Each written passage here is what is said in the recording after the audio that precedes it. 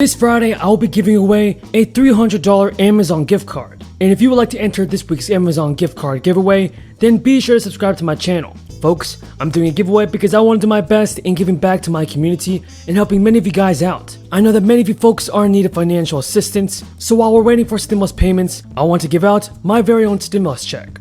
Everybody, here's the breaking news about the fourth stimulus check. Let's get into the news. President Biden and other world leaders have just endorsed a global corporate minimum tax, and the Social Security Beneficiaries are now set to receive a big boost in monthly benefits. That's all thanks to the Congress's new changes in stimulus and Social Security benefits. The new global minimum tax of 15% aims to reverse decades-long declining tax rate on corporations across the world. The plan was already endorsed by the finance ministers of each country, and now Janet Yellen says that including a global minimum tax will end the damaging race to the bottom on corporate taxation. It's a critical moment for the US and global economy. But everybody, in regard to the Social Security benefits, well, in mid-October, the SSA announced a historic COLA increase for 2022. The 5.9% COLA increase is the highest in 40 years, due to higher than normal inflation brought on by multiple factors resulting from the crisis. The inflation has been a knocking hole in beneficiaries' pocketbooks. The annual boost in monthly payments will help go some way toward keeping seniors and disabled recipients from losing purchasing power. The boost of benefits will affect around 70 million Americans that receive Social Security and SSI. Starting December 30th of 2021, about 8 million SSI recipients will see their first payments based on the COLA increase. The new federal payment standard for SSI monthly checks will be $841 for individuals. And everybody, don't forget that this Friday, I'll be announcing one winner of a free $300 Amazon gift card. Be sure to enter the giveaway, folks.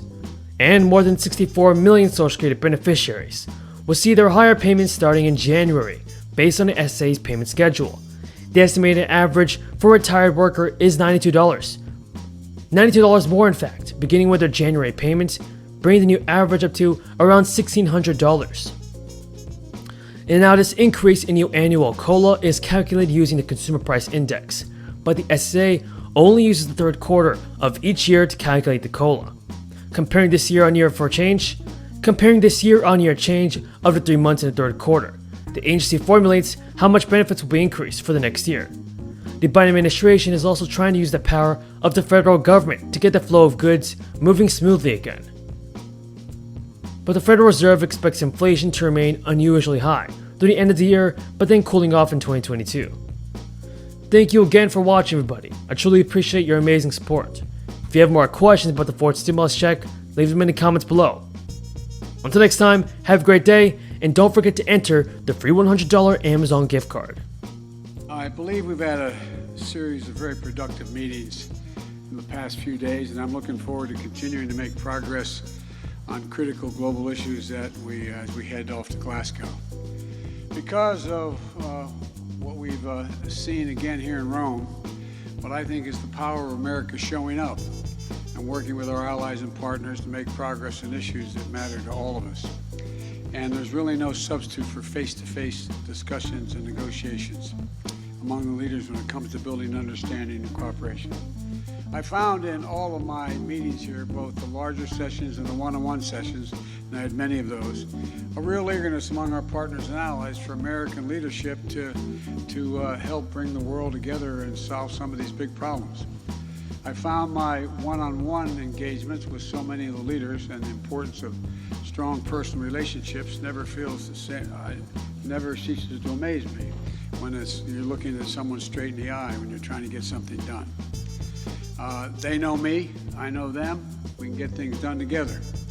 And so I want to thank the Italian people, by the way, for the G20, for their hospitality, and congratulate Prime Minister Draghi. He did one heck of a job leading the G20 through a difficult year marked by great global challenges, critically among them ending the pandemic, driving a broad-based, sustainable global economic recovery, and tackling the climate crisis.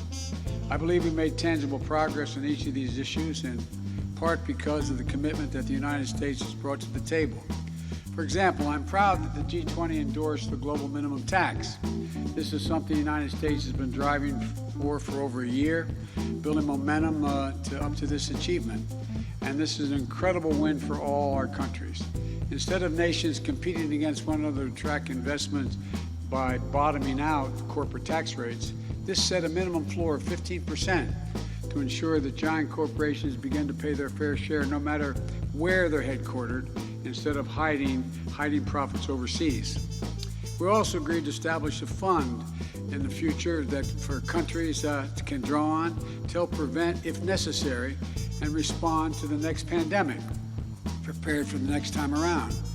Yesterday, together with Prime Minister Johnson and Merkel and Macron, President Macron, we came together to reiterate our shared belief that diplomacy is the best way to prevent Iran from gaining a nuclear weapon, and we discussed how best to encourage Iran to resume serious good faith negotiations.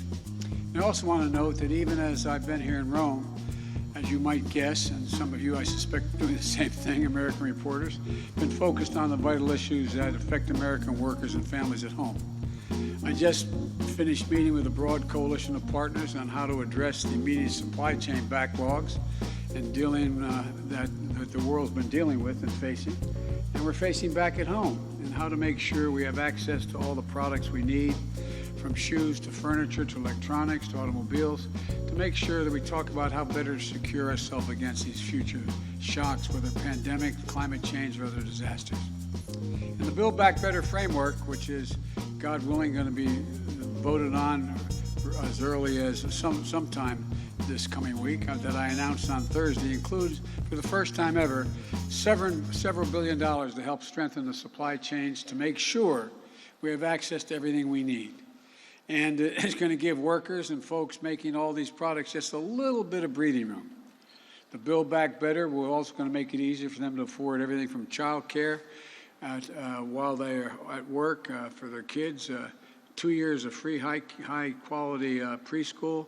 And finally, today I was proud to announce, together with our close EU partners, another critical win for both American workers and the climate agenda.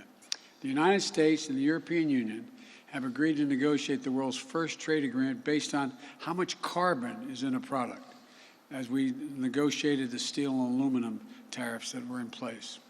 We made agreement, and I might add, strong support of the U.S. steelworkers back home, and I want to thank them. I want to thank Tom Conway, who I spoke to today, President of the United Steelworkers, for his partnership in arriving at this deal. The deal will immediately remove a point of significant tension with our friends in the European Union, and it rejects the false idea that we cannot grow an economy and support American workers while tackling climate crisis at the same time. Bill 2, that's